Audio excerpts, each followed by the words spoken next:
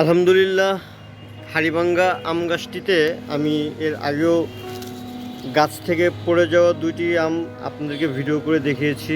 আজকে আবার আরেকটি আম গাছ থেকে পড়লো সকাল সকাল। এই যে দেখেন, এখন পর্যন্ত বৃষ্টির যে রেশ এখনও কাটেনি। সকালে খুব প্রচণ্ড বৃষ্টি হয়েছে, আর ইদানিং কিন্তু প্রচুর বৃষ্টি হচ্ছে। তো যাই হোক, আলহামদুলিল্লাহ এই আমটাও পেকে গেছে। যাক, ওয়েট মোটামুটি 400 প্লাস হবে। এটা কিন্তু একটা হাড়িভাঙ্গা আম, ঠিক আছে। দেখেন, এখন আর অবশিষ্ট একটা আম রইল।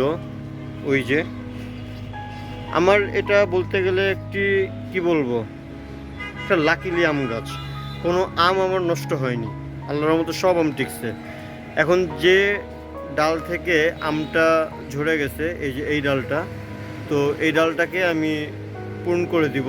ঠিক এই গিটটাকে রেখে এখান থেকে আমি পূর্ণটা করে দিব, যাতে এখান থেকে আরও নতুন নতুন কিছু ব্রাঞ্চ বের হয়।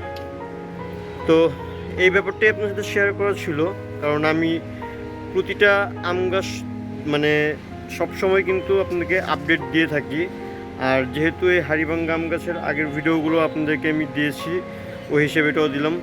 জানি না ফাইনাল যে আরেকটি আম আছে, এটা এরকমটা যদি হয়ে থাকে যে কোনো এক সময় এসে দেখলাম বাগানে হয়তো এটা ঝরে পড়ে আছে, তাহলে হয়তো এটাও দেওয়া হবে। আর যদি অন্য কোনোভাবে নষ্ট হয়ে যায় বা নাই পাওয়া যায়, পাখি নষ্ট করে ফেলে, অনেক ধরনের সমস্যা হতেই পারে, তাহলে তো আর ভিডিও দেওয়া হবে না। তবে চেষ্টা করব, যদি তখন আমি সুস্থ থাকি এবং যদি আমার বাগানে আসা হয়, যদি এরকম কিছু দেখা হয়, তাহলে অবশ্যই দেখাবো, যে অবস্থায় থাকুক।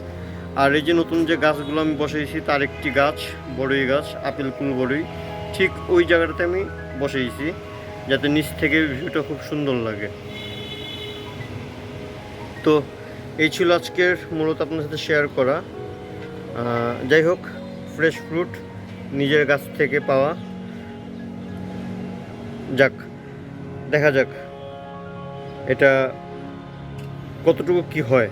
তবে এই আম সম্পর্কে বলার কিছু নেই, যারা হাড়িভাঙ্গা আম একবার টেস্ট করছে তারা জানে যে অরিজিনাল হাড়িভাঙ্গা আমের কী টেস্ট। আর এই আমটাকে কিন্তু আমরা চাইলে আরও 2-1 দিন রাখতে পারবো, কিন্তু রাখাটা দরকার হবে বলে মনে করতেছি না, কারণ আমটা পুরোপুরি খাওয়ার মতো উপযোগী হয়ে গেছে। তো ঠিক আছে।